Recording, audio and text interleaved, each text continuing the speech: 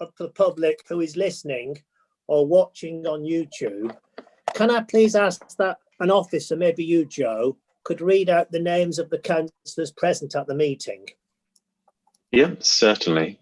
So present at the moment, we have councillors Andrew Baldwin, Tony Bradnam, Philip Serkis, Francis Haig, Tim Lloyd, Christian Mitchell, David Skip, and also present is Councillor Tony Bevis. Thank you. Turning to the agenda, we haven't had any apologies for absence, so hopefully Councillor Karen Burgess will be joining the meeting. She might be having problems getting in, but we'll persevere without her for now. Item 2, minutes of the previous meeting, which were held on the 13th of October. I want to know if you're happy with them as a correct record of the meeting. Have anybody any comments, please? No. Yes. A blue hand appeared. Mr. Councillor Serkis. Thank you very much, Chairman. I was going to make a more substantial point, but it was generated, in fact, by the way the public speaking at full council and cabinet was reported to council last week, which I thought implied that my views on the subject were dictated by being some sort of delegate from the majority group. I was not a delegate from the Conservative group in the debate that we had fundamentally on whether or not we should how we should address the issue of public speaking, although it is true I did present to the committee some wording that once we had fully discussed it, some wording that that had been discussed by the Conservative group at that stage. I've had a look at the minutes again, which are in front of me, and to be honest, I don't want to pursue that point.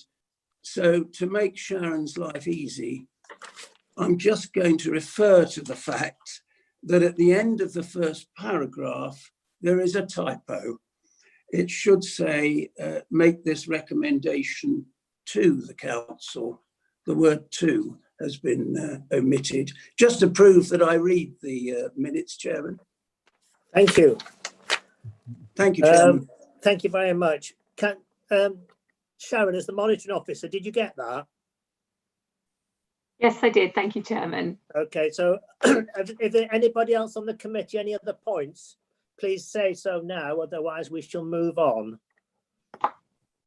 Okay, so I think we can take it, monitoring officer, that the minutes have been agreed, subject to the amendment, Councillor Phillip, the slight amendment Councillor Serkis mentioned.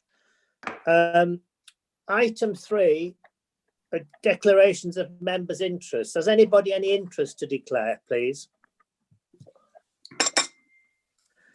Number 4, announcements. I don't have any. Do any of the officers, either the Director of Corporate Resources or Monitoring Officer, have any messages or announcements?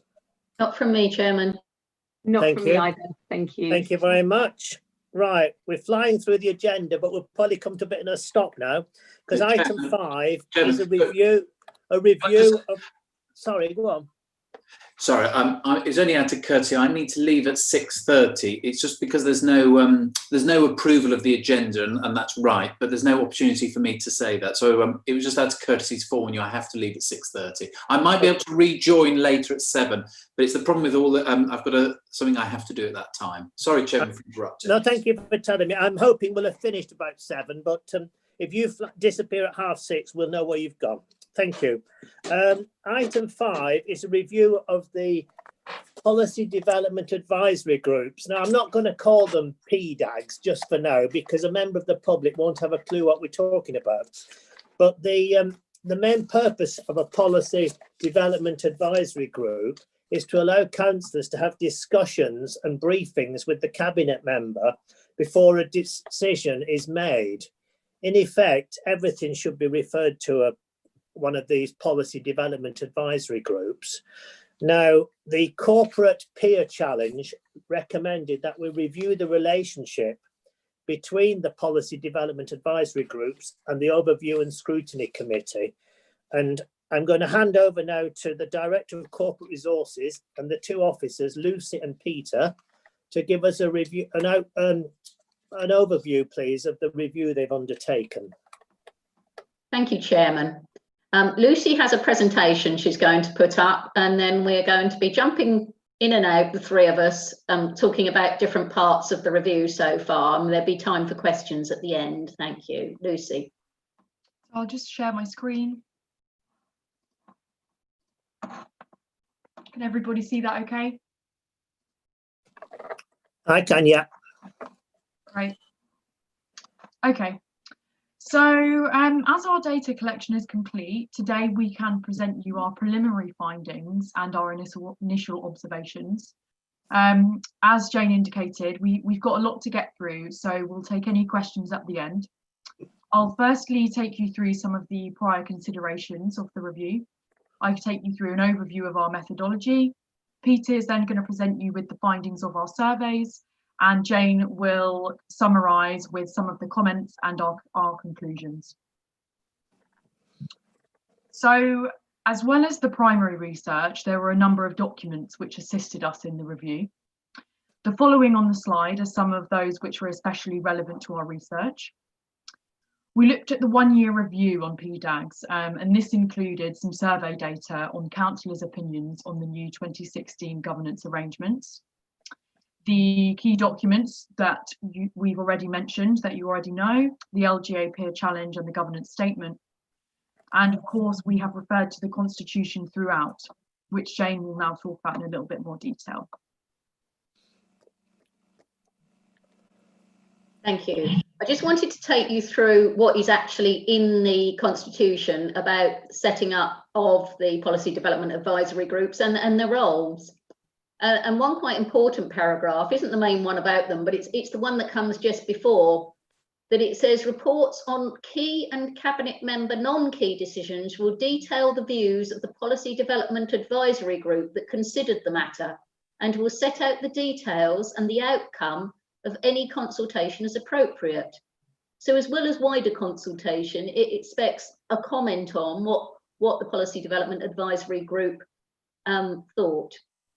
It also then goes on to talk about the Policy Development Advisory Groups themselves, that the purpose of them is to advise the relevant cabinet member on those functions described in Part 3 of this Constitution. So essentially all forthcoming key and non-key decisions. Expects the development group to have 6 meetings a year to be agreed, and for these dates to be published at the annual council meeting. Lucy, next slide if you can, please.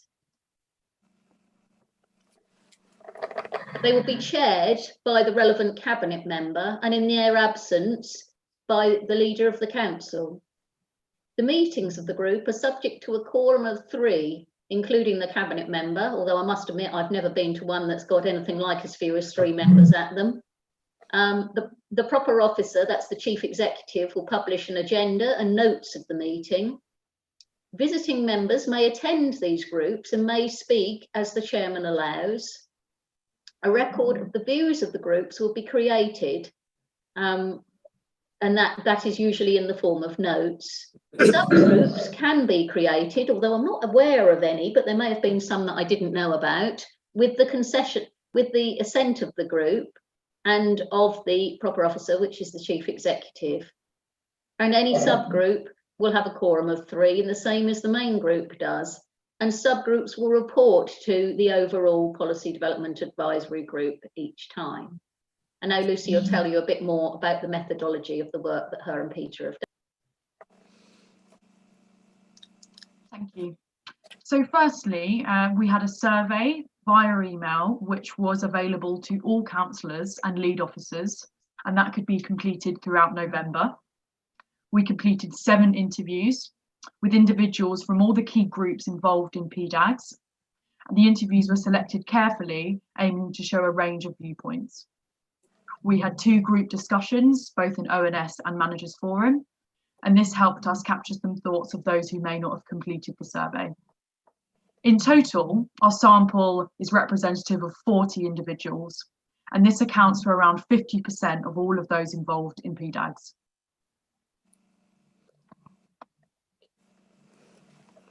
So let's move on to the survey findings. We've got 6 questions, and we've given a summary of the response for each one. So I'll hand over to Peter. Okay, so the first question, we asked the respondents to rank a number of functions of PDAGs in order of which was the most significant to them, which was the least, 5 being most, 1 being least. And we gave, the answers we gave were based on conversations we'd had with officers and with members beforehand. And so to explain these numbers, we added up the rankings people gave them, divided them by the number of respondents. And it's clear that from both the officer point of view and the councillor point of view, the most significant aspect of a PDAG is their ability to influence and advise cabinet members, which is as they are stated in the Constitution. Next slide, please, Lucy. The next question we asked was whether or not so for the rest of the data we asked councillors and officers the same questions, and we've broken down the results by political grouping as well as comparing the overall councillor response to that of officers and looking at the overall response from everyone. The first question we asked was whether or not respondents actually felt that PDAGs had an influence on what the council does with a yes or no response. And as you can see, there is a difference of opinion with a 60-40 split.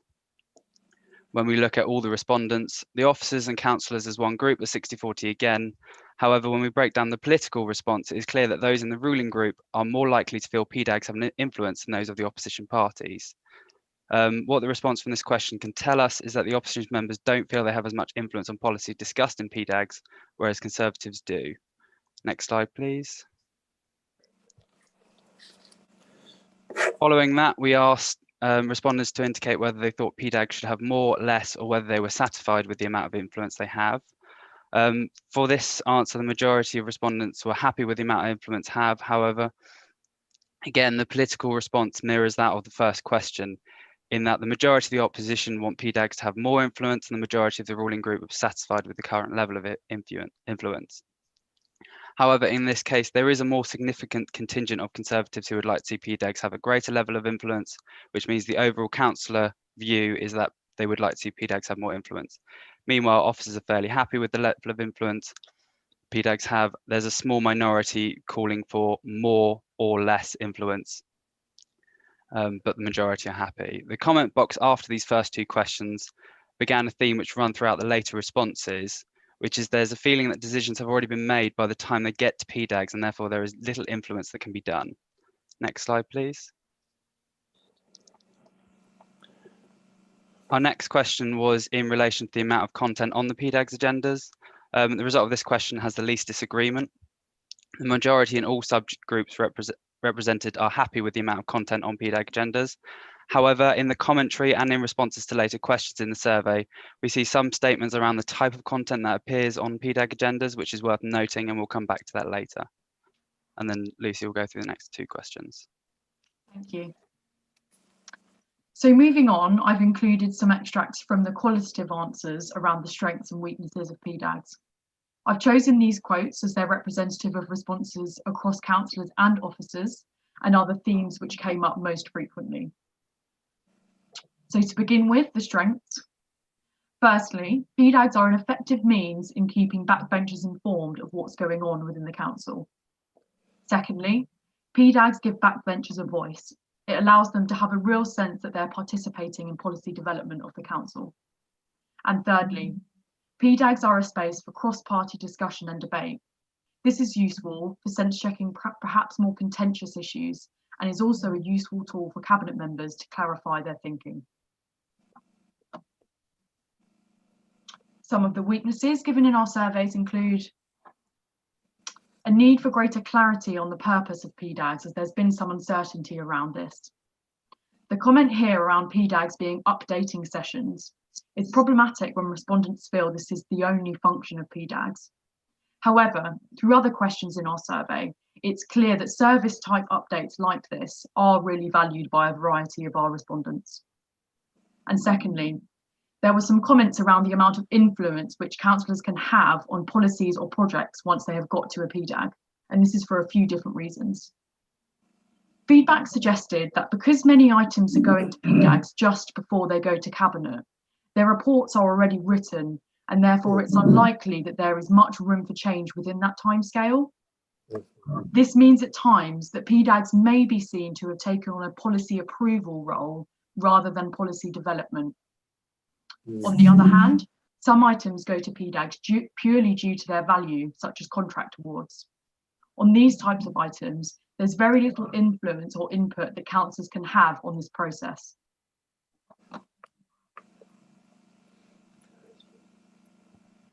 And then our final question in the questionnaire was whether or not respondents felt they would like the outcome of this review to be change or no change. Sorry. A 2/3 majority of our respondents would like to see changes made to PDAGs, and this is felt most keenly in the opposition group, which is unsurprising given their response to the influence questions earlier. However, it's not reflected in the Conservative group, where it's only a minority who would like to see a change. A majority of officers surveyed also are in favour of some sort of change to the PDAG system. It is important to note that the majority of these changes, when they're suggested, are actually changes to the PDAG system, that not major systematic change. There was only a very small minority calling for a wholesale replacement of the PDAG system. And with that, I'll hand over to Jane to talk about our conclusions.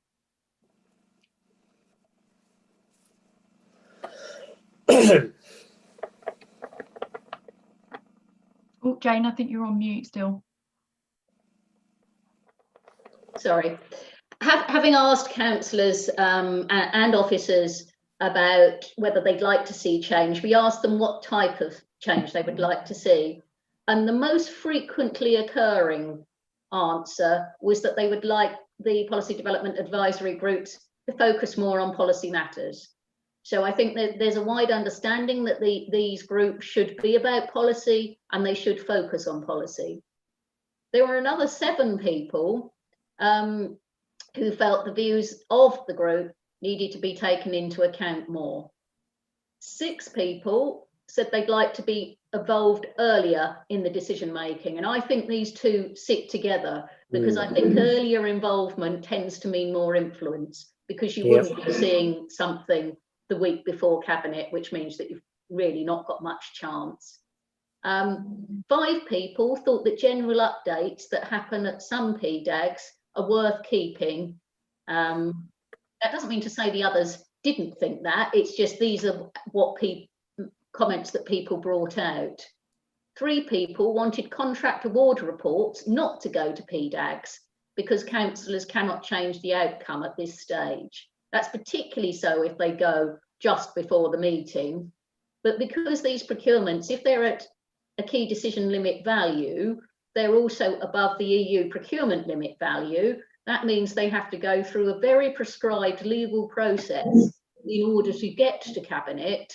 And in fact, Cabinet actually has no influence on this outcome, because at this point, it's an operational decision and all they're really doing is rubber stamping the decision that has been made by the process. So any late report with contracts in, councillors are correct, they cannot influence it at all. It is too late before it ever gets there. 3 people would either like more information in advance or the chance to go away and reflect and comment later. 2 people raised issues about overviewing scrutiny, but they weren't the same issue. One was concerned that they thought overview and scrutiny was weak, but they didn't think the PDAG had caused this. And the other wanted to ask questions of the Cabinet members at the PDAG, but they said they didn't think that would undermine overview and scrutiny. So the comments about overview and scrutiny didn't really tie up with what the peer challenge had suggested. 2 people made comments on the structure of PDAGs. One felt it should be clearer, they're there to discuss policy development. And the other one said they felt the PDAGs needed more structure, but didn't say what that meant. So perhaps not the most useful comment to us. 2 people mentioned that attendance at the PDAG could add delay to projects. And I think these were both officers. They were saying that it slows us down if we have to go to a Not sure I quite understood that, but they obviously felt that it did.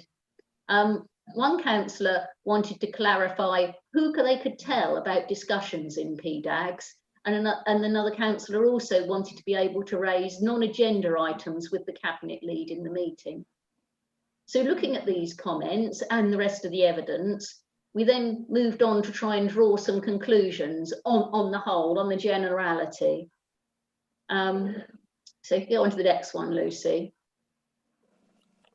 I think it was pretty clear from our discussions, from the surveys, that councillors and officers value the policy development advisory groups.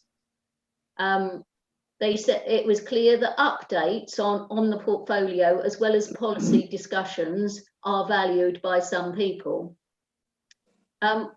We felt that the issue of everything going to PDAGs may have caused this tendency for them to become a call over for cabinet, particularly again over some of these contract reports. Oh, it's got to go, I've got to take it, I'll drag it along when it's nearly done, nobody can do anything, they can't do anything anyway because it's a contract report.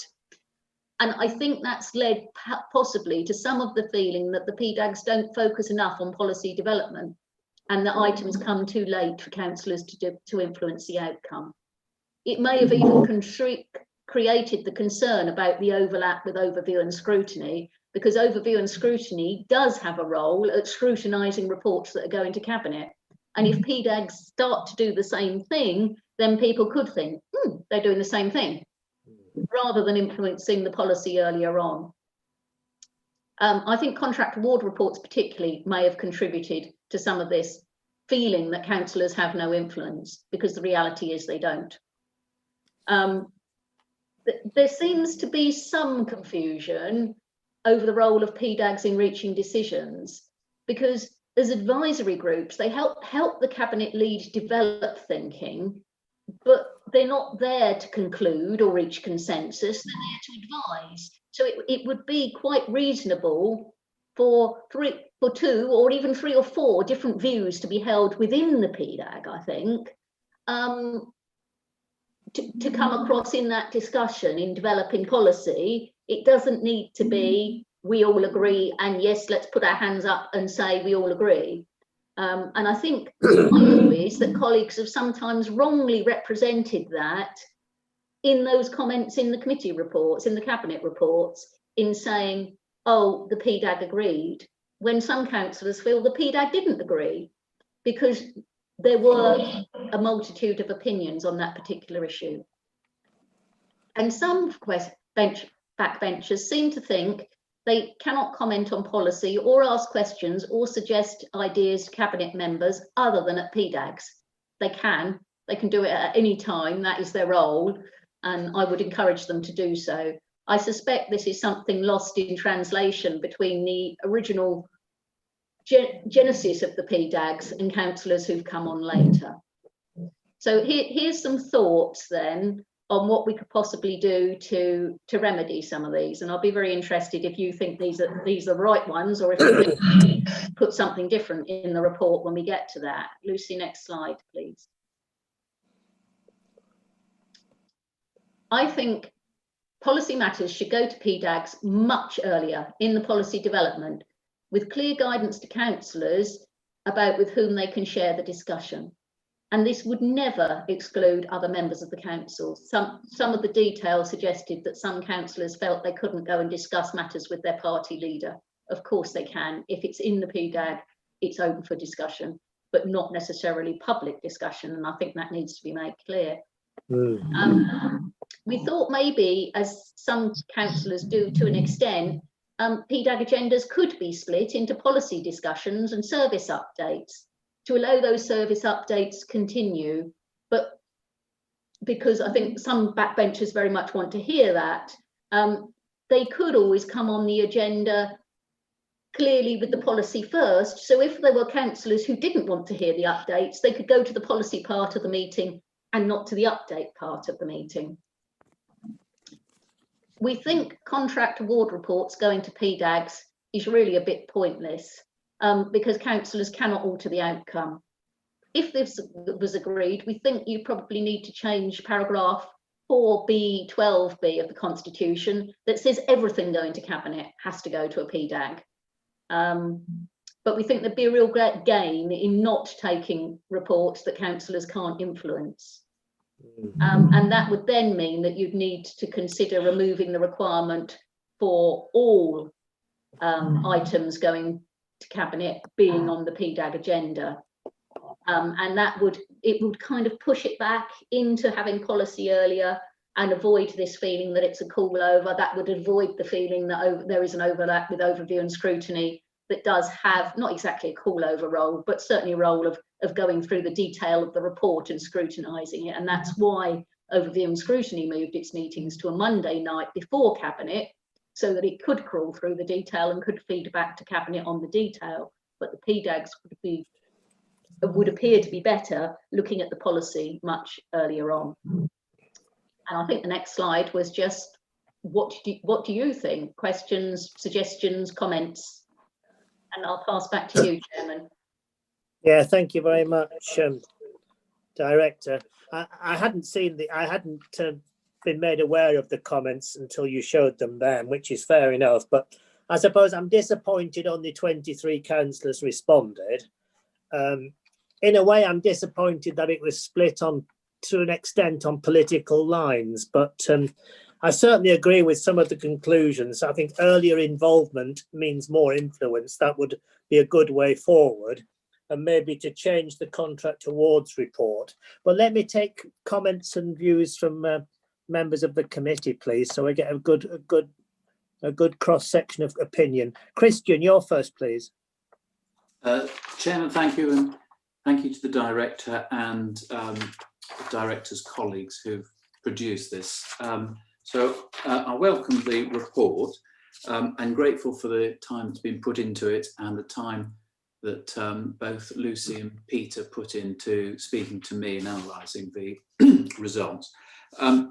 I don't know if I've missed a report. I don't, because I wanted to do the pre-reading for this. So I certainly won't be wanting to make a final decision on any of the recommendations, particularly the last two, 5 and 6.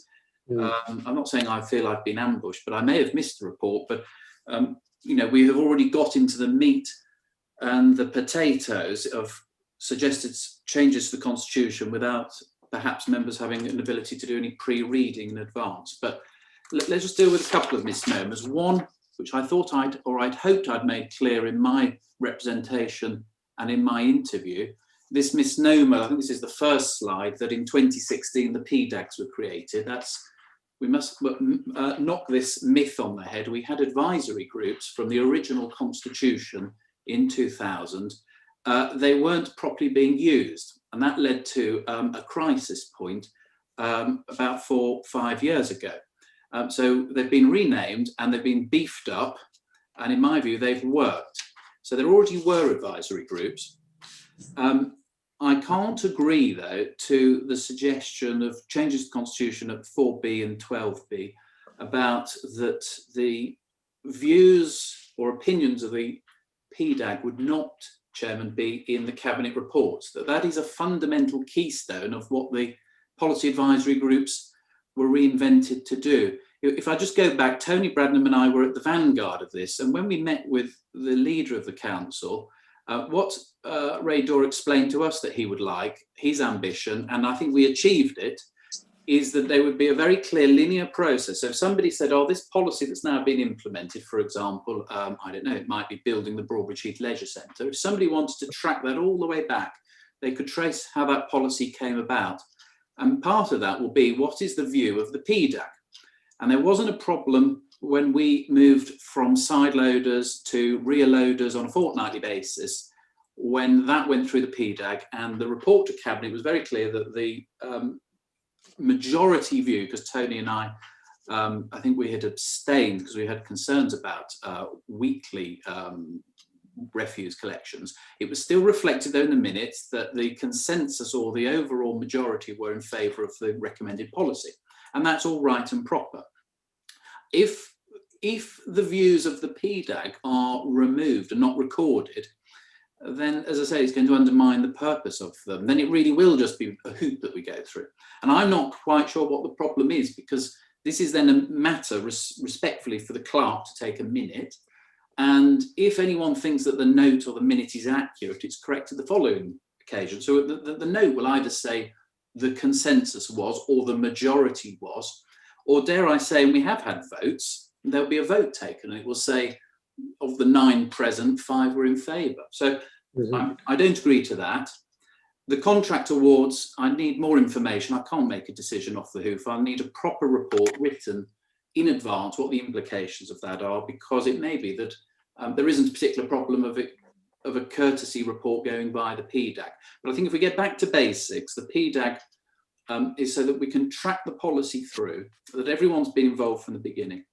And if I may say lastly, you know, there were real problems with how the advisory groups were working, and a real problem of members across the council in the last council where they felt involved with decision making, how the cabinet worked. There was a tiny majority, I think it was Tony Braddon and myself and maybe one Lib Dem, who were very much in favour of a committee system. That didn't persuade members nor officers. But I say also that to highlight that, because I'm interested obviously what officers' view of the PDAGs, but we mustn't have tails wagging the dog. The council serves the people, and the constitution for a council is obviously got to set out the governance arrangements for how councillors are going to arrange the affairs, and then the civil servants, the officers, affect policy and enact it. But the point, Chairman, is that there will not be, even on a committee system, a panacea where everything is perfect. But I think we have got close, I hope that we've got as close to perfection, where on a cabinet model, where there's a leader and a cabinet and they are responsible for executive decisions on a day-to-day basis, this is as good as we're going to get, unless you have a committee system, to members feeling involved, truly being involved, and having an input. Because the alternative, which members didn't want, was, I don't know, 5 or 6 committees. It wasn't necessarily one where everyone was prepared to participate, because if we go to a committee system, that's going to require 5 or 6 committees with committees of 9 or 10 people. And at the time, we weren't having a very high level of participation from members. So I don't know how all these committees were going to work anyway. And I did raise this with Lucy and Peter, and I'm told in this council attendance and involvement is very high. It might, I mean, I paraphrase, it might be almost at 100%. Whether that's due to the video remote working and that helps matters, I don't know. But if we're going to have a cabinet model, which we are, because there's only 3 choices, strong mayoral model, committee or cabinet, the hybrid model we looked at, and we came just short of a hybrid of a committee and cabinet model, where the PDAG can put a yellow card up and say, no, we don't agree this, and it's not going no further. There wasn't a majority in favour of that, but we have something just short of it, where the PDAG can say, we don't agree with this policy, here is our view or vote, but it's down to you, cabinet member, be on your head, be it. And that example was given at the time of the governance review from Tunbridge Wells. Now, I think the PDAG can do no more than that. It can listen to policy, propose policy, help policy, and it's for the cabinet member to decide whether they have the confidence of the PDAG. In theory, they should have the confidence of a majority, because the majority of the PDAG is from the majority group. But of course, if they don't, then that's very telling. So thank you. Thank Chairman for the officer's report, but I can give an instant answer on the last bullet point in number 6. But if this is to go forward, then we must have a proper report, which we will debate, I'd like, at another meeting. Yeah, I think we will. But for now, can we move on to Councillor Circus? And then I'm doing it in the order the hands appeared. Thank you, Chairman. I think this is a very good and instructive report. But one of the things it doesn't reveal is really how members felt about the different styles of policy development advisory groups that have arisen. Councillor Chowan came up to me at actually when we were looking around Rookwood, and he said to me, well, of course, you and I run our PDAGs in a very relaxed relaxed sort of fireside chat style. I don't know whether the members of my PDAG feel that, but certainly Jonathan Chowan felt that the two of us ran our PDAGs in perhaps a more relaxed style than some other members of the cabinet. And so what we don't have in this is any feedback on the styles of PDAG that have actually arisen in practice. So it'd be interesting for a comment on that. I mean, Christian quite rightly refers to the discussions we had about the re-establishment of the committee system, because what happened was the government gave us the opportunity to revert to the committee system if we wanted to. And indeed, some local authorities moved, I believe, from the cabinet system to the committee system. I think it's true to say that the strengthening of the PDAGs must be seen against the discussions we had about the possible re-establishment of the committee system. And certainly some members supported this strengthening of the PDAGs as a way of not a halfway house, but certainly addressing the concerns that had led some members to believe a return to the committee system would be a good idea. I don't really see this hard and fast distinction between updating and influence. You'll all know the expression, knowledge is power. So it seems to me that updating members of the council and backbenchers is a crucial part of achieving influence by backbenchers. So the idea there's something called influence, which is really very good and powerful, and there's updating, well, that's a sort of mechanical, clerical exercise and really not so important, is nonsense. Updating members is crucial to backbenchers being influential. And so I'm not sure actually how easy it would be. I'm sorry to disagree with the suggestion, but I'm not sure how easy it is to divide up an agenda between informational items and policy items, because the one requires the others. I think there were some very good points that were made in this report. I think the point about sometimes items coming to a PDAG too late for members to influence policy is a valid one. So I think it is a good report. I think there are some workable propositions there that we can move forward.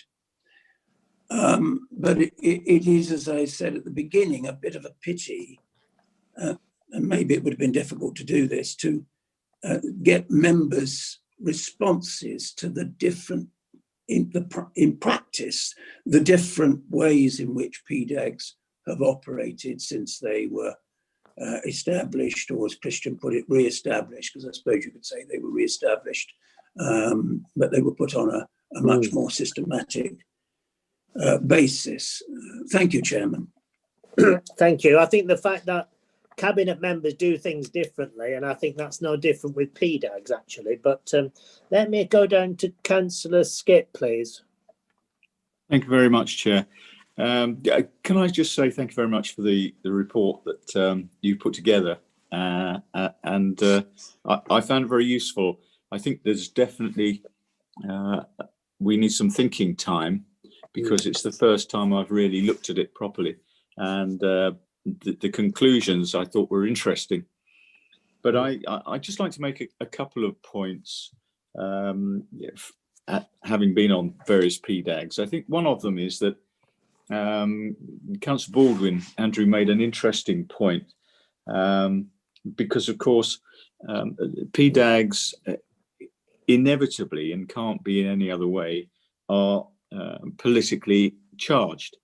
And therefore, one wonders how much of a change a PDAG can instigate to a cabinet member, when actually probably the majority of the time the advice and the discussion will be already how would I put it nicely, already a decision made by the majority. And it doesn't matter which majority it is. I'm not trying to be mischievous. I mean, it doesn't matter whether it's a Liberal Democrat, an Independent, a Labour, or whatever. By virtue of the system that we have, then probably we will end up with dissatisfaction amongst some members and not others. And I'm not trying to be divisive, but I'm just trying to express honestly an opinion that says, if there was a PDAG and a cabinet member and I put an alternative view, it probably would be heard, but whether it would be listened to. And so I think there is a little bit of angst about that. But I think it would occur whichever party was the majority. I think that my big plea, and it's something that I feel very strongly about, is that cabinet members need to learn how to listen. And that's one of the things that can't be measured in this report. But actually, there is a skill in listening. And I want to know how those cabinet members really do, if they really do listen, or in fact, whether it is a tick box exercise and it has to be gone through. And that's not casting aspersions on cabinet members, it's just asking the question, are they really listening, and are they able to listen, and are they able to change their views? And that is the other issue. Can cabinet members be influenced enough by a PDAG to change its view? I suspect, and from what I've seen over the last sort of 4 sessions of councils, that's not something that occurs on a regular basis or very likely. So I think that this is an interesting report. It raises a lot of issues, and I think they need to be dealt with honestly and tackled head on. But I thank you very much for it, and I'd like to thank the Director of Corporate Resources for putting her slide up, which talked about conclusions. So those are just some thoughts that I have initially. Okay. Thank you very much. Councillor Bradnam, please. Thank you, Chairman, and thank you to the officers for the report also. And it was nice to be asked what we thought about the various issues. Actually, I'm probably one of those people who felt that the PDAGs are not as beneficial as they could be. Let's put it like that. I think the influence that we as backbenchers have across the board, not just in PDAG, but across the board, is minimal, to be perfectly honest. Councillor Circus, I'll ask you to close your ears because I am on your PDAG for waste and environment, and I have to say, his and Jonathan's conversation at Rookwood is probably correct, because I do feel that we are allowed free rein to say what we think in the waste PDAG, and even if it changes nothing, it's very nice to be able to have your point of view listened to properly. I was on a different PDAG in the past, which I have been refused access to. Well, no, not refused access to, that's incorrect. I could turn up if I wanted to, but it's pointless if you're not on it, quite frankly. And that in that particular instance, I just felt, the officers produce a report, they come along and say their bit, and off we go doing whatever they say. And, there's no point in being there, quite frankly, sometimes. But yeah, I think some cabinet members do need to listen a bit more, and I think also because of their position, they perhaps, because they've been there a long time, a lot of them just have forgotten how to listen to backbenchers, quite honestly. And there's a lot of us who can easily be disenfranchised. Thank you. Thank you. Councillor Haig, please. Thank you, Chairman. Thank you very much for this report. And I notice on the agenda it's actually down as an update. So I'm quite impressed that the director is modelling the way that PDAGs could work by bringing this to us for discussion before the report is written. This is just here for discussion.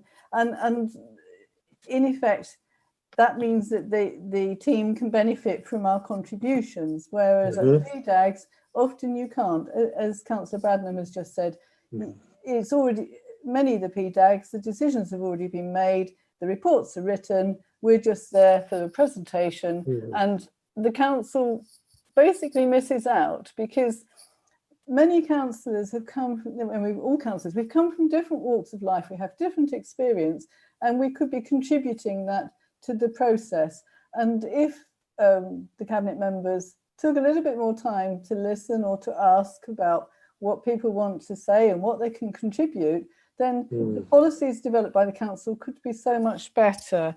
So, you know, thank you again for the work, because it is going to raise some really interesting debates here. Thank you. Thank you. Councillor Tim Lloyd, please. Thank you, Chair. It's not much to add to what's already been said, but I think the key for me is the suggestion that the policies and reports could actually come forward to the PDAGs a lot sooner than they do. I think that's the key to the backbenchers having the input that will actually make some sense and a difference. I've been in a number of PDAGs, and I concur what Tony said about, for instance, waste and recycling. Others, one gets the feeling that the cabinet member is not prepared to listen as much as they should do. So no, I think it was a great, well, I thought it was a very, very good report. I thought it was quite fair. I would like to, funnily enough, have seen some research, because it would have been interesting to see how many decisions were actually blocked by the PDAGs, because that would have been quite a key question, because are they effective? And the way you prove their effectiveness is to say, this is a decision that the PDAG made, and we blocked that one, and it was blocked, and it was known to be blocked. But that information we actually don't have. But other than that, I thought everybody really said what needed to be said. Thank you, Chair. Thank you. Councillor Beavis, would you like to comment as you're chairman of the scrutiny committee or not? It's up to you, Tony. Very briefly, Chairman. Yes, I thought it was an interesting report. And I was pleased to be able to contribute to that. And I believe that this will be coming to the next overview and scrutiny committee. So I would hope that no decisions are made until at least we've had a chance to look at that as well. But no, I'll leave it there, I think, at the moment, Chair. Okay, thank you, Tony. I think that's the way forward. Going forward, I think this ought to go to the overview and scrutiny committee with all the slides and have the same presentation. But at the end of the day, agree with Councillor Lloyd. Seems to me that one thing which needs to come out of this is that earlier involvement of backbenchers at a PDAG will hopefully enable them to have more influence. And I agree with a lot of what Councillor Bradnam said. I think the way forward then, if you're all agreeable, I think we just refer this up to, let's see what scrutiny make of it. But we do recommend that earlier involvement is strongly something we wish to see, because that would hopefully give us more influence. Has anybody else any other comments or are you happy with that suggestion, please? Christian. Thank you, Chair. Well, I don't have a problem per se with scrutiny. I suppose like hound dogs or watchdogs. They can go roving and look where they want and receive what. But it's going to be on what basis? Because when we set up the governance committee, and our previous head of legal was very keen that we had a governance committee, we are the ones responsible ultimately for making recommendations to council on governance matters. And I don't want scrutiny thinking that they're scrutinising, and we haven't made a decision. We haven't even necessarily made a decision to make a decision. But I don't have a problem with watching the slides. But as it has come out that this interface between PDAGs and scrutiny has not been an issue, I mean, unless the scrutiny committee take the view that they do think it's an issue, but the chairman's not shared with us that that's what his committee says. I'm not quite sure what the point of it is, but I don't want suddenly it comes back and scrutiny say, well, we disagree and there's some ping pong, because it's quite clear we are the, I don't want to put it as high as the custodians of the constitution, because that's really for chairman of council. That's their role, person's role. But to have the same presentation, I haven't got a problem with that, but I just want to know what. Yeah, I think my concern is that only 23 councillors answered the questionnaire, which is disappointing. And I think it will be interesting to see what the councillors on the scrutiny committee come back with, to see if they, I'm sure they will agree the conclusions which we've seen. It's not a question of passing the buck to them to make the decision. I'm just interested in, if 43 people had commented, I wouldn't be asking that question. But because fewer than half the people present, fewer than half the councillors took the trouble to fill the form in, concerns me and disappoints me, really. And I think it would be useful for scrutiny to have a look at the conclusions, and then it'll come back to us, hopefully at the next meeting. And between us, we can decide how we take this forward. Yes, all right, well, very good. But may I just say in response, we have this at all levels of engagement. You know, we only have to talk about local elections and even a general election. At a general, you're lucky to get in this constituency much more than 73% turnout. If the other 30% nationally or at local government elections where turnout isn't much higher than 42%, if the other 60% don't participate, one has to proceed on the basis that they are content. And I have to work, you're absolutely right, it is very disappointing, and I'm surprised there hasn't been either 99 or at least, or probably should have been 100% response rate. But we have to work on the basis that those people are content. If they had a real grievance, they of all people as members elected ought to have put some response in. And I agree. I think, my own personal view is that I enjoy PDAGs and I'm happy with them, the present format, but I am concerned that sometimes we're expected in an hour and a half to review 8 items. And to do it justice, it's impossible. You have to give it enough time to do it properly. But if you're happy with what I'm suggesting, or not necessarily happy, are you prepared to accept what I've just said, that it goes to scrutiny, then comes back to us with their comments, and we'll then, by then, we'll have a copy of the presentation slides we've seen, and then we can make our own conclusions at the next meeting. That's what I'm suggesting. Yeah, all right, thank you, yes. Councillor Haig and then Tony Bradnam, please. Thank you, Chairman. I just wanted to come back to something Councillor Mitchell said, that scrutiny's role isn't just to scrutinise a decision, it can be part of the process as well. So sending it back to scrutiny for their input, as you're suggesting, is a really good way of showing how the policies can be developed, as well as how governance and scrutiny can work together. So I think good point, because this is to do with the constitution. They don't scrutinise the constitution. Governance now does that, but it's but it's scrutinising how PDAGs work, and I think the contribution from scrutiny can feed back to the team that have done the update and inform their report, so that then when it comes back to governance, we're reviewing the report and making the recommendations for the constitution. Yeah, I agree. And Councillor Bradnam. Well, just very quickly, Chairman, I do agree. I think it should go to scrutiny, because cast the net a bit wider so that we can get their view on it. And as far as the questionnaire goes, and the shockingly poor number of people who actually responded, I think that was in part because the first questionnaire that came out, you couldn't just to fill it in on the iPad and send it back. I mean, I had to, I had to ask for it again in a different format. Yeah, me too. And fill it out and then send it back. And some people just want to click on it, do it now, out the way and gone. So I think that was one of the problems. Thank you. Okay, thank you. So I take it, unless anybody's objecting, that we're going to do that. Ask scrutiny to comment on it, and then it'll come back to hopefully the next meeting of this committee. So if you're happy with that, we'll move on, please, to item agenda. Sorry, you're all happy? No, I said yes, I'm happy with that. Yeah. Thank you. Item 6, which is representatives on outside bodies. Included in the agenda is a list of which outside bodies the council send along a councillor as a representative. And my view is, I'll open it up to everybody, but my view is that it should be the most appropriate person, i.e. someone who has a real interest in the subject or has the expertise to be a credit to the council on these outside bodies.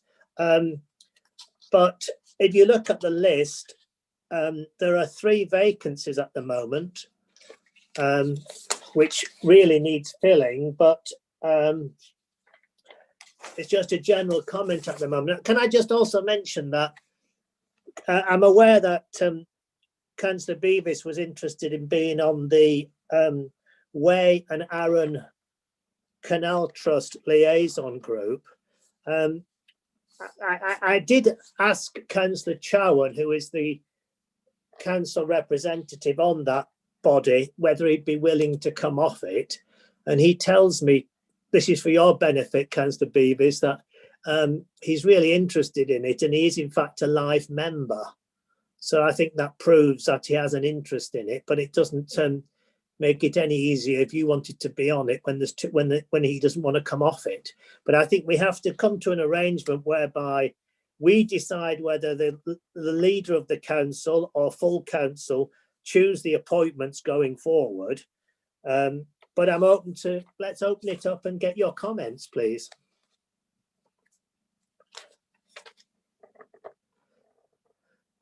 Councillor Beavis.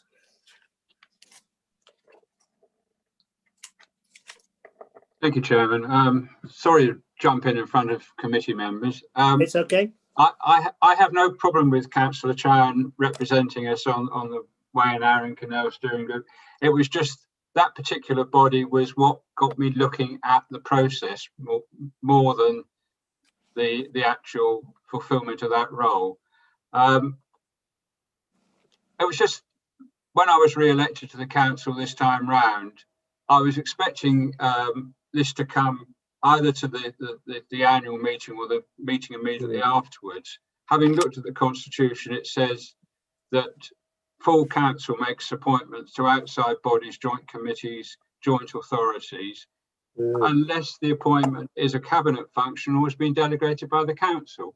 And I couldn't find anywhere where a lot of these representations have been delegated by the council.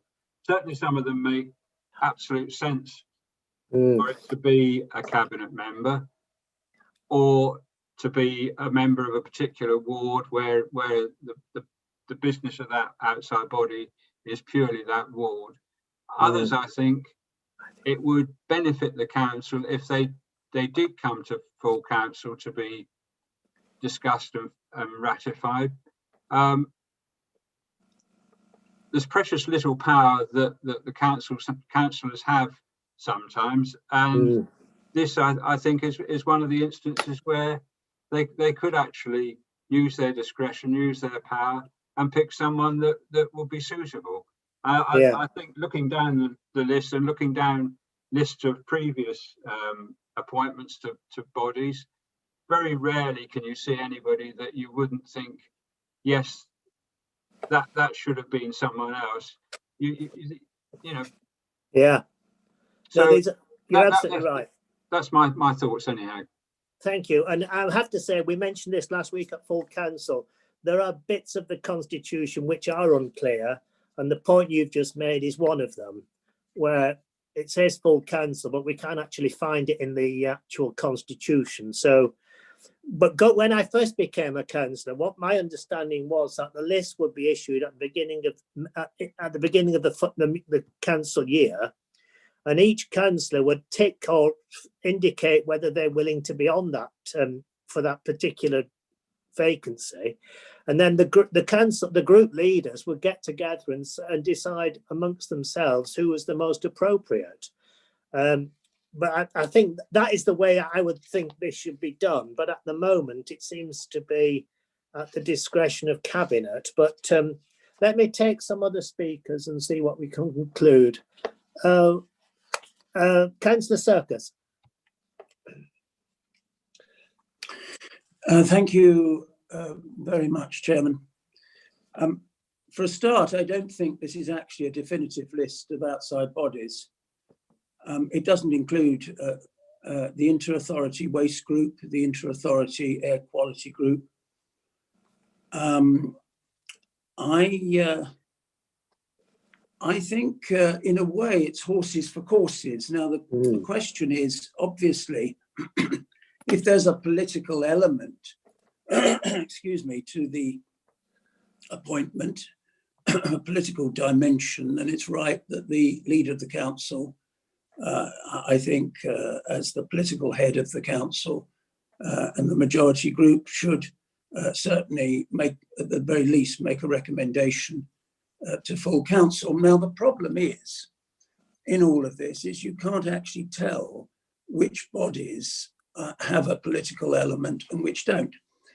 Now, in the old days, before the South Downs National Park was created, I was the representative, I can't remember why, but I was the representative on the South Downs Joint Committee, which was the predecessor of the National Park. Now, you might say, well, that's a non-political position. And it was until I sat on a working party to decide who the next chairman should be of the South Downs Joint Committee. And our working party recommended the former Labour leader of Brighton and Hove City Council. And all hell was let loose. So you see, you can have a non-political appointment, a non-political outside role that suddenly becomes political and becomes political in a big way.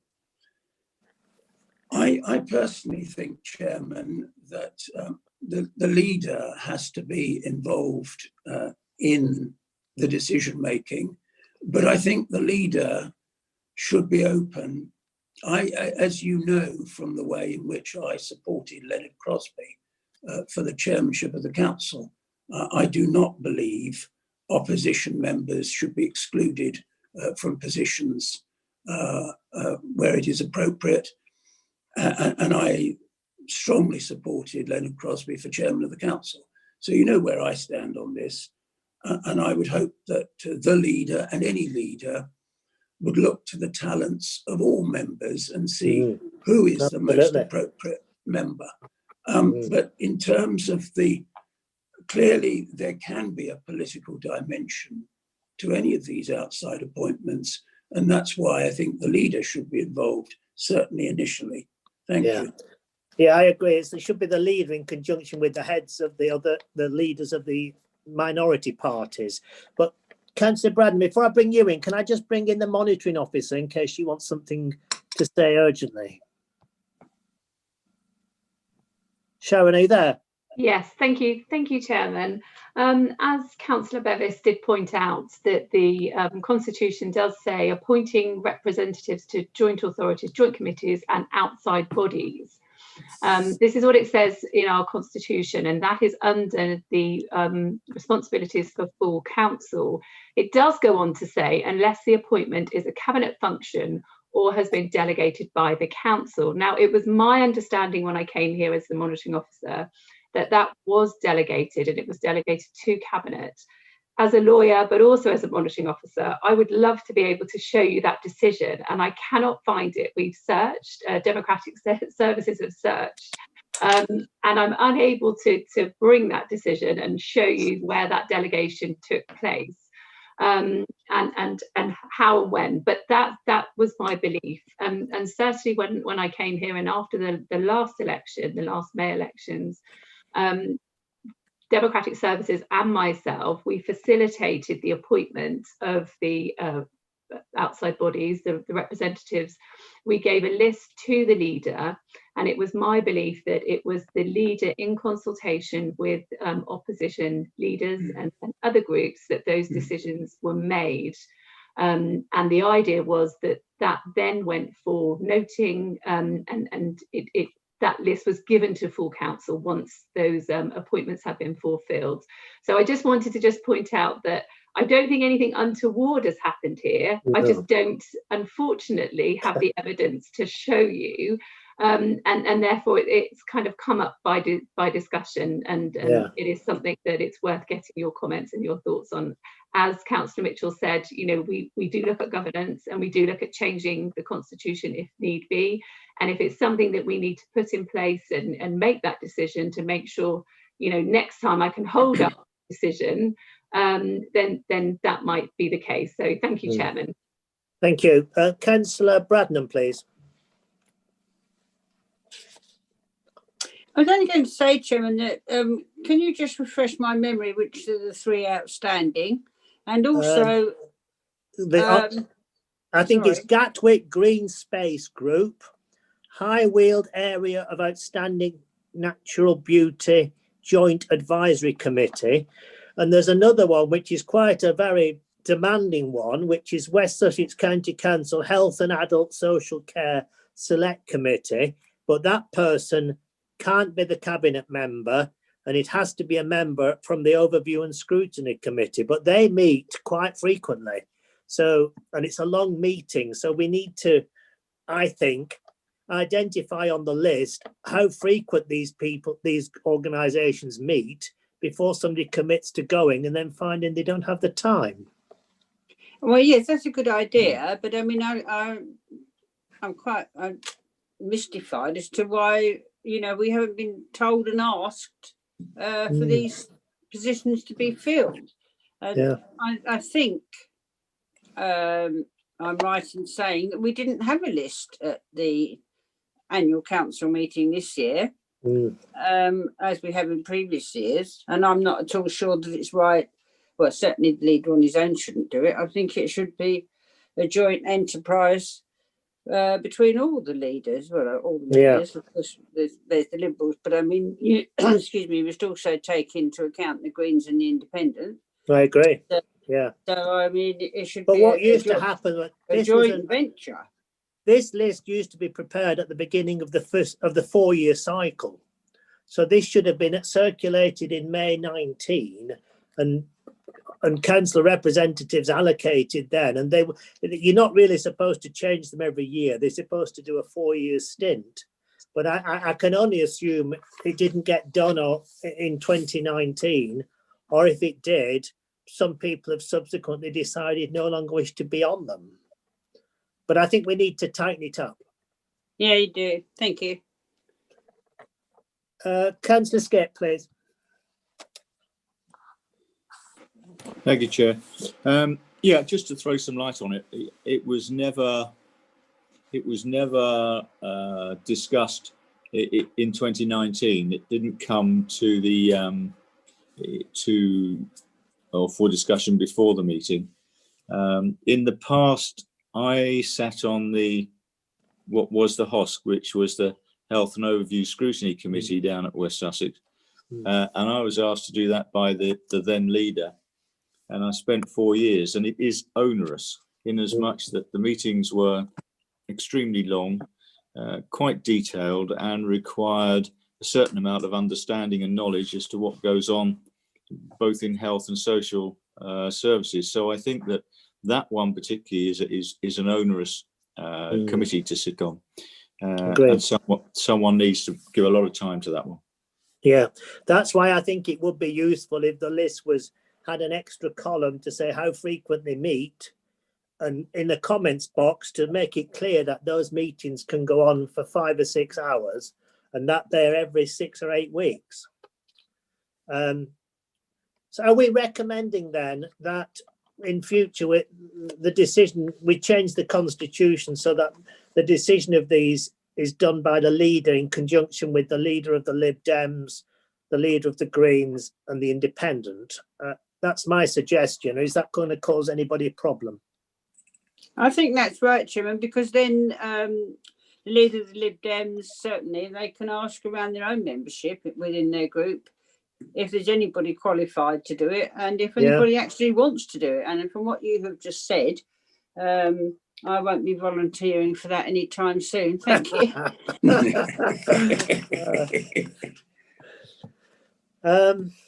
Has anybody any other comments? Otherwise, are you happy? Can you just tell me if you're not happy with what I've just suggested? And monitoring officer, are you okay with that, assuming the committee happy? Yes, Chairman. We can also do some work, my team, the Democratic Services team, and see if we can find out the frequency also which are still relevant, because it might be that it's disbanded or possibly. So we can have a look at that also. So thank you, Chairman. Okay, thank you. Well, nobody else is indicating that they're unhappy with that, so we'll take that as agreed, please, and we'll move on to item 7, where I now ask the monitoring officer to give us an update, really, or a report which is attached to the agenda regarding key decisions, please. Thank you, Chairman. I'm hoping that members have had a chance to read and have a look at the report, but I will just briefly go through the introduction, and then I'll try and pick out the best, the meat of it, and then obviously it will be thrown open to comment by the Chairman. So obviously the introduction and the background. At a meeting of full council on the 14th of October, an amended motion which was worded, this council instructs the monitoring officer in line with Article 13 of the Constitution to review the effects of a constitutional change that would make any proposal for a feasibility study, appraisal, outline plan or the like, which might lead to a project with a value of over £250,000, even if it of itself does not involve expenditure of £250,000 to make it a key decision. So, and then I was given a time limit, which hopefully I've I've hit. Yeah. Okay, so I did put the kind of background and some of the some of the legislation that was relevant within the report. So I don't want to kind of bore members with all of that, but I'll try and pick out some of the main detail.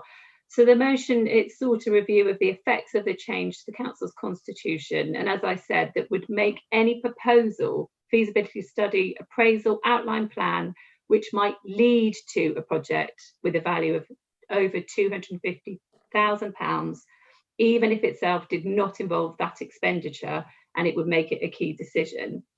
So I'll just go through my pages.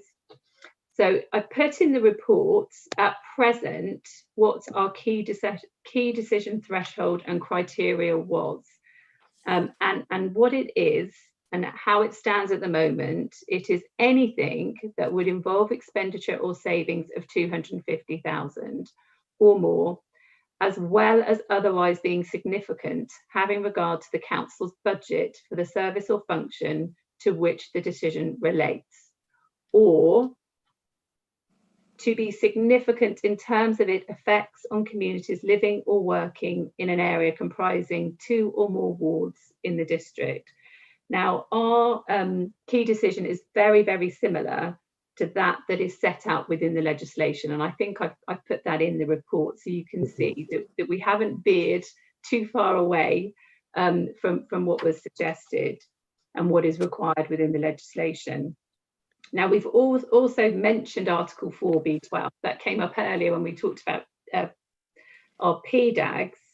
And that part of the Constitution deals with consultation. And I think it's within 12B of the Constitution. It states that reports on key and cabinet member non-key decisions will detail the views of the policy Development Advisory Group that considered the matter and will set out the details and outcome of any consultation as appropriate. And that level of consultation required will be appropriate to the nature of the matter under consideration. So that's what we're doing already. So, under the local authorities, again, I didn't want to use and go into too much detail with regard to the legislation, but it's the Executive Arrangements Regulations of 2012. It states that it is up to each council to consider the expenditure or the making of savings and whether they are significant having regard to their budget, and to set the threshold it considers appropriate as a key decision. And I think if members were able to see the report and look at the report, I attached an appendix to show other councils, our neighbouring councils. I didn't go too far. I think it was all within West Sussex. But I picked those that were of a similar size to Horsham. And there were varying levels of expenditure and savings for their key decision thresholds, and they range from about 100,000 to as high as 500,000. So that was the appendix, Appendix A. So I then went on to say that the council has, and I believe, a concise and practical definition of what a key decision is. And as pointed out and stated in that appendix, other councils do have a much higher. In fact, they have double the amounts, up to 500,000 with regard to the amount threshold. So then I looked at what the proposed motion would do and its effect. Now, this is my opinion, but my opinion after speaking to various officers, senior and of all levels of officers.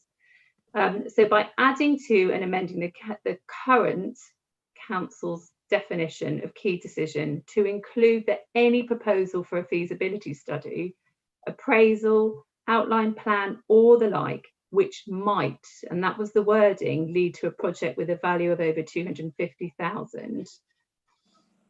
If we were to do that, it is likely to delay and hinder the current decision-making process for key decision and non-key decisions, as the potential key decision process is being duplicated through an investigation in the form of a feasibility study, and then the same key decision process would have to be undertaken again, giving the final detail if the project proposed is then to be implemented. It is unlikely to be a good use of council's resources simply if the undertaking of research and preparation for a project could be considered a key decision based on the proposed criteria due to this motion.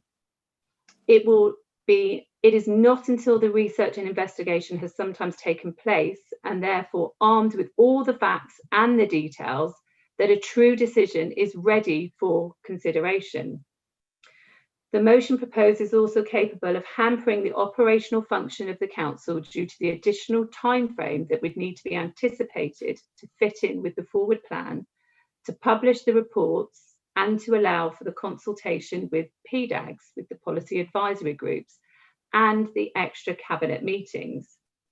This would all need to be worked into the initial project process. This could also be considered to hamper the flexibility and creativity that both members and officers need to be able to exercise at the initial stages of project planning. In the event that the proposed change is adopted or were to be adopted, there is also potential for many more projects to be considered under the key decision framework, which could also put a risk of challenge if they were later found out not to be a true key decision.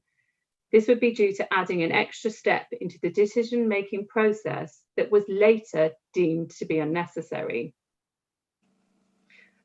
So again, I conclude at the bottom. So having reviewed the council's constitution in line with the motion, also in line with local authorities' executive arrangements, the regulations of 2012, it's my opinion that the council's existing criteria for key decisions remains adequate for the purposes of the cabinet to make key decisions, which still and will involve a policy development advisory group. and is also subject to the council's call-in procedure. So thank you, Chairman. Thank you. So effectively, can I just be clear? Are you suggesting we leave the existing criteria as it is? So I'm suggesting with regard to the criteria, I'm not suggesting that you, again, I've pointed out and put a comparison with regard to the actual figure, so the money value, the monetary value.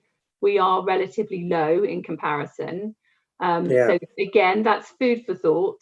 But with regard to the steps and the criteria that we would meet and we would class as a key decision, I would say that we are adequate and satisfactory. Okay. Thank you. Has anybody any comments, please?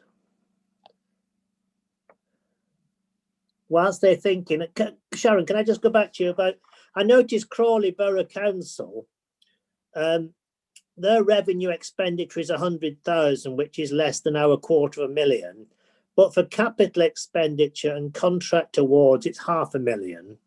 Now, it does seem to me if Brian Elliott, as an officer, is having building work done on behalf of the council, you can't do much for 250,000. Does he then have to fill in a key decision form and get it signed off? Or because to me that's a bit low. Yeah, yes, he does, Chairman. That's absolutely right. Yes, he does. So it would help him if we went to 500,000 for say capital works or whatever the expression is. As you can see in the again, I stayed local and I tried to do comparable and comparatives with those that were of a similar size to us. But you can set the threshold, so you can, as they've got differentiations with regard to the type of award and the type of process and decision. Okay, thank you. Councillor Bradnam, please. Chairman, I think that the monitoring officer has actually set out the scheme as it is, and I think that we should stick to that. And I really do think $500,000 is stretching it to give one person a sign off on that, because you know, it's a lot of money, and I think with the housing company we have, I mean, surely when we gave them permission to start up and introduce that company, they will have funding, which is really quite separate from the cabinet member, the leader of the council signing off, isn't it? I would have thought so. So in terms of paying a bill for housing development, of course, 250,000 is not going to go very far, but I think $500,000 is stretching it a bit myself. Thank you. So you're suggesting, Councillor Bradnam, if I heard you correctly, we leave things as they are? Yeah, I think we should. I think that's all been taken care of in the past. Thank you. Thank you. Can I just ask Councillor Haig, sorry, Francis, to put you on the spot a bit, but bearing in mind yours was the original notice of motion, have you any comments, please? I'm slightly struggling with this because there's a lot of legal words in this issue. It's causing me problems. That part of our motion came from Councillor Beavis, so I think he has now put his hand up and is going to comment. Oh, sorry. But what I didn't see it. That's okay. But what we were concerned about in particular was obviously the situation regarding the Rookwood proposals, that a lot of money was being spent on putting forward proposals for the redevelopment of that land, and yet at no stage has council yet made a decision about selling that asset.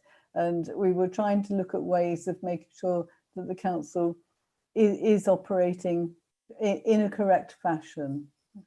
Thank you. Okay, sorry, I didn't see Tony's hand. Councillor Beavis, please. My hand was up and down and then it went up again. I'm sorry, so Tony, I missed it. Councillor Haig has effectively said most of what I was going to say. Yes, I mean, we're going back to the discussion about PDAGs. This is exactly the sort of problem that I think makes PDAGs less useful than they ought to be. That discussions have been going on, studies have been made about Rookwood, and yet that information wasn't coming to the appropriate PDAGs. It wasn't in the domain of councillors, backbench councillors generally. So there was no awareness of what was going on. I think it was probably true also of the drill hall earlier on. And maybe the motion is imperfect, but the idea was to try and force in some way the publication of policy that is being made, that is being thought about at a much earlier stage. I mean, I think where we are now with Rookwood, we are quite late in the stage of it coming to the public. And I was at a meeting the other night where the consultants were saying, well, we've been looking at this for 2 or 3 years. And I thought, well, that's very nice for you, but it would have been lovely for all the councillors that at this meeting to have been aware that that was being looked at 2 or 3 years ago. We're meant to be looking after the interests of our constituencies and looking after the interests of Horsham as a whole. And if significant work is being done, which eventually is going to come to into the public domain, I think councillors should be trusted with that information at a lot earlier stage. Whether this is the right form of words for a change to our constitution, I'm not sure about. I think the issue about something coming to council multiple times, as it may be a key decision, could be avoided. I think in the same way as we had the discussion about public questions and public debate at full council, if something's been looked at once, then it's not beyond the wit of man to come up with a form of words that says, if it's already come to council or if it's already come to cabinet, then it doesn't have to keep going through the same process unless there's a very significant change. I think we could come up with a form of words for that, but I'm happy to listen to other people if they've got better suggestions of how we can keep information in front of councillors rather than not in front of councillors. Thank you. Okay, thank you. I can't see anybody else got a hand up. In which case, I suppose I'm going to ask you to, are you happy to agree the recommendation of the monitoring officer, which is on page 9 of the report, which is that the present arrangements continue? Have I got that right, Sharon?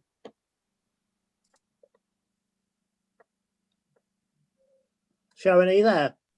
Yes, I am. Yes, you have. So you're suggesting we keep things as they are? And it's to note the contents of the report, but yes, that's absolutely right.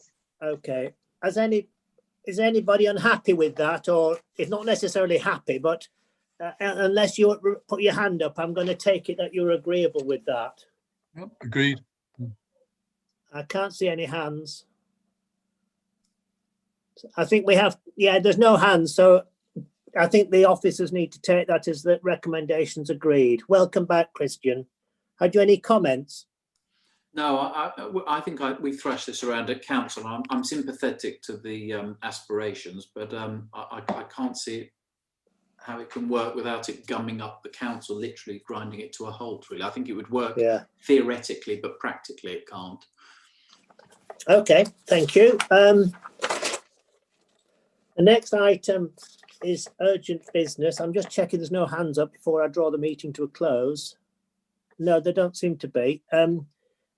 It's spot on 7 o'clock, so I thank you all for your attendance. We'll agree a date for the next meeting when hopefully in February time, and then we can see about the outside bodies then and come up with a recommendation.